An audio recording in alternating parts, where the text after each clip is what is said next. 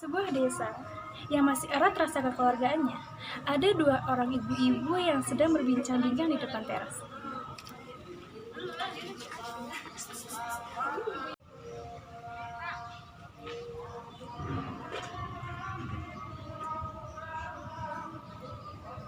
Permisi ya tuh, Bu. Oh iya ya, Mbak, ada apa ya? Mau nanya, di sini tempat KB di mana ya? Oh itu Mbak di Posyandu Dadali, di sana bidannya tuh baik Mbak. Mbak KB di situ aja. Oh, iya Bu. Akhirnya, Nyonya Padilla ke rumah dan berencana untuk memberitahukan kepada suaminya. Dan sesampainya di rumah,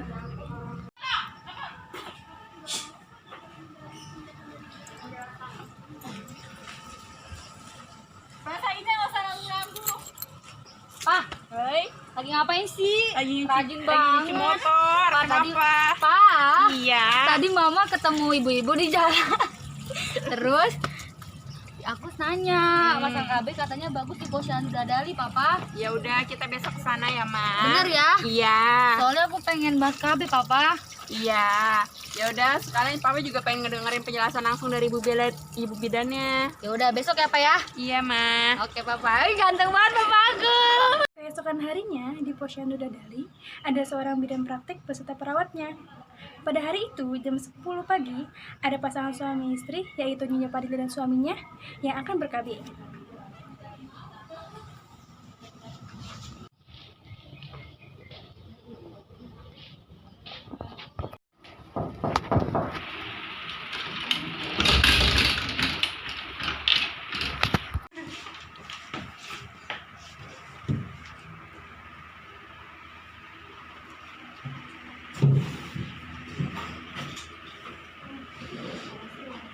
Iya Bu, ada yang bisa saya bantu? Iya Bu, di sini saya mau pasang KB Bu. Oh iya Bu, baik. Boleh saya meminta data Ibu? Boleh Bu. Nama Ibu siapa ya? Nama saya Padilla Paulina. Umurnya berapa Ibu? Umur saya baru 25 tahun Bu. Alamat Ibu? Nah di Bojong Menteng Bu. Apakah Ibu ada keluhan? Alhamdulillah tidak ada Bu. Saya mau KB karena cukup 2 anak aja lebih baik. Baik Bu. Ibu, maaf sebelumnya boleh saya memeriksa tekanan darah Ibu? Boleh Bu.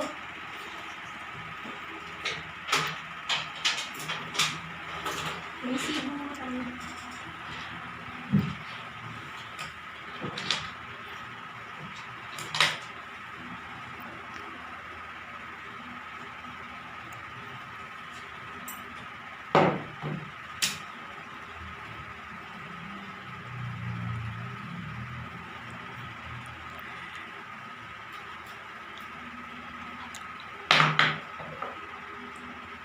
Maaf Ibu, permisi.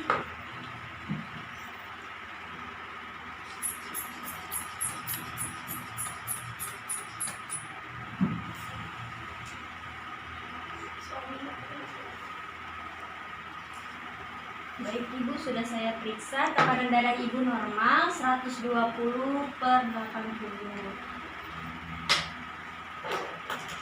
Alhamdulillah Bu. Udah. Timbang dulu berat badannya.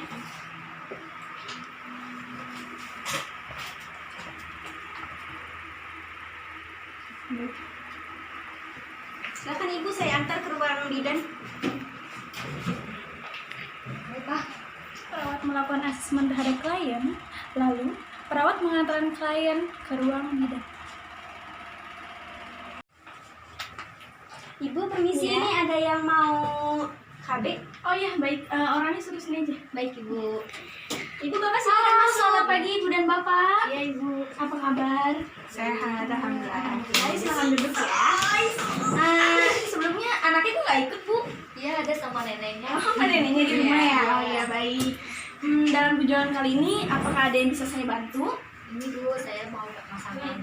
Oh, pasang KB ya? Iya. Oke, sebelumnya saya menanya tugasnya untuk memberikan pelayanan kesehatan kepada masyarakat termasuk ibu dan bapak.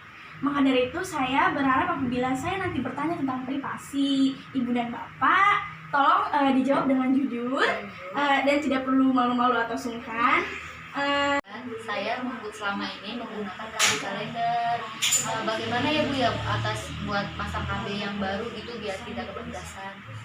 Oke, pilihan ibu itu sudah bagus. Memang efek dari penggunaan KB kalender itu tidak ada, tetapi KB alamnya ini tidak sepenuhnya dapat mencegah kehamilan karena ada kendalanya, baik itu dari faktor ibu ataupun bapak. Terus saran ibu bidan apa ya Bu ya buat kita biar tidak kebablasan gitu Bu? Begini ibu dan bapak, saya akan menjelaskan tentang berbagai jenis KB beserta efeknya. Nanti ibu dan bapak yang akan memilih sendiri. Siap Ibu ya. Oke. Nah ini dia. Sini saya akan jelaskan beberapa jenis KB beserta efeknya. Yang pertama itu ada kondom. Ibu bapak udah tahu belum? Sudah tahu ya. Jadi dari kondom itu menghalangi masuknya sperma ke dalam vagina sehingga pembuahan dapat dicegah, yaitu pencegahan sperma masuk ke dalam alat reproduksi wanita. Nah, dari sini juga angka kegagalannya itu sangat sedikit, yaitu 2-12 kehamilan. Ya, jadi gimana? Tidak? Lanjutnya Mas. Ada pilihan lain nggak? Oke, masih ada lagi yang kedua ini ada pil KB. Pil KB ini bersifat temporer dan dibagi ke dalam 2 golongan, yaitu jenis yang mengandung hormon progesteron dan kombinasi progesteron dan estrogen. Nah, alat kontrasepsi ini tergolong murah Bu, Pak. Namun cukup merepotkan karena harus rutin dikonsumsi setiap hari. Bahkan untuk beberapa jenis pil KB, ibu tuh harus meminum di jam yang sama. Tidak boleh berbeda untuk memaksimalkan tingkat keberhasilannya. Ya walaupun murah tapi rada terlalu ribet gitu kan pemakaiannya. Terus juga terbilang cukup baik, tingkat kegagalannya itu hanya 8%. Tapi itu sendiri, jadi kita harus rutin. Itu ada ini apa namanya implan atau susuk. Nah ini tuh jenis kontrasepsi merupakan penanaman. Jadi penanaman sebuah benda kecil yang seukuran seperti batang korek api dimasukkan ke dalam bagian kulit. Jadi dimasukkan seperti susuk gitu kan. Umumnya pada lengan di bagian atas. Nah ini juga ada efek sampingnya Bu. Efek sampingnya itu ada rasa nyeri di bagian lengan atas atau tempat implan ditanam. Menstruasinya juga tidak teratur. Terus peningkatannya berat badannya menaik, kesulitan hamil kembali setelah implannya dilepas. Oke ya, lanjut lagi. Di sini tuh ada suntik. Nah ini suntik KB ini ada 2 tipe juga loh. Dia itu menunda kehamilan selama 1 bulan dan ada pula untuk 3 bulan. Ada yang 1 bulan, ada yang 3 bulan. Jenis ini tuh hampir mirip dengan pil KB. Namun, jika pil KB harus rutin dikonsumsi setiap hari, sedangkan suntik rutin setiap 1 bulan atau 3 bulan sekali. Nah, ada efek sampingnya juga Bu. Efek sampingnya itu ada rasanya mual, peningkatan berat badan, gairah seksnya menurun, pendarahan di luar jadwal menstruasinya atau bahkan tidak menstruasi sama sekali, dan ada sakit kepala dan juga timbul jerawat. Tapi enaknya di sini itu tidak harus kayak makan pil yang setiap hari. Jadi kalau ini tuh kayak lebih ke 1 bulan atau 3 bulan untuk menyuntiknya. Nah ya. Terus juga ini ada yang keempat. Ini tuh namanya intrauterine device. Nah, ya ini tuh kayak alat kontrasepsi pada rahim. Nah, ini itu sering dikenal dengan spiral. Jadi kontrasepsi spiral merupakan salah satu alat yang cukup diminati oleh banyak pasangan di Indonesia. Selain karena jangka waktu pencegahan kehamilannya yang cukup lama, tidak memerlukan perawatan rumit, juga tingkat kegagalannya rendah. Dan ini juga diletakkan di dalam rahim untuk menghandle sel sperma menembus sel telur. Terdapat 2, yaitu terbuat dari tembaga dan dapat bertahan selama 10 tahun, atau yang menggunakan hormon bertahan selama 5 tahun. Tapi ini juga ada efek sampingnya Bu. Efek sampingnya itu kram perut atau sakit pada bagian bawah perut. Kan bisa dibayangin kan gimana ya rasa sakitnya. Terus ada juga pendarahan yang cukup banyak saat menstruasi atau bahkan menstruasinya tidak teratur. Terus juga dapat lepas atau bergeser. Jika lepas biasanya akan keluar bersama darah haid. Kan ini yang terakhir itu ada lagi Bu. Yang terakhir itu ini tuh kayak digunting atau dipotong, diikat. Ini namanya itu sterilisasi. Sterilisasi ini menggunakan metode operasi. Jadi seperti ini tuh kayak si sel telurnya atau sel spermanya itu dijepit atau dipotong agar tidak mengeluarkan lagi. Nah seperti itu Bu, tapi ini juga bisa kalau misalnya alatnya tidak steril bisa menyebabkan infeksi. Nah oke. Baik Bapak Ibu, ini sudah saya jelaskan. Gimana Bapak Ibu paham? Siapa? Paham Ibu Bidan? Paham. Untuk keputusan selanjutnya. Saya berdiskusi dulu. Pak, gimana kalau kita ngambil KB suntik? Terserah mama aja, senyamannya apa. Tapi papa setuju nggak kalau ngambil KB suntik? Iya, setuju aja Oh kok. ya udah. Ibu Bidan, Iya. jadi tadi saya udah bilang sama suami saya disuruh ngambil KB suntik. Oh iya, sebelumnya kalau boleh tahu Ibu dan Bapak ada riwayat tekanan darah tinggi tidak? Alhamdulillah tidak ada Bu Bidan.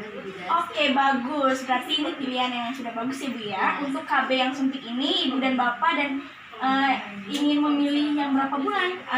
Ada yang 1 bulan dan ada yang 3 bulan. 3 bulan. 3 bulan saja ya. Yang 3 bulan saja. Oke, baik. Menyiapkan alat untuk KB suntik.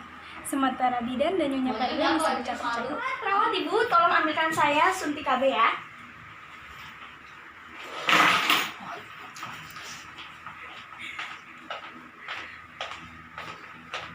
Oke. Nah, Ibu tolong ikut saya ya. Pak. Ibu silakan naik duduk. Posisinya mau tiduran dulu. Ya, Ibu madep ke tembok ya. Oke, baik. Iya, sini ya.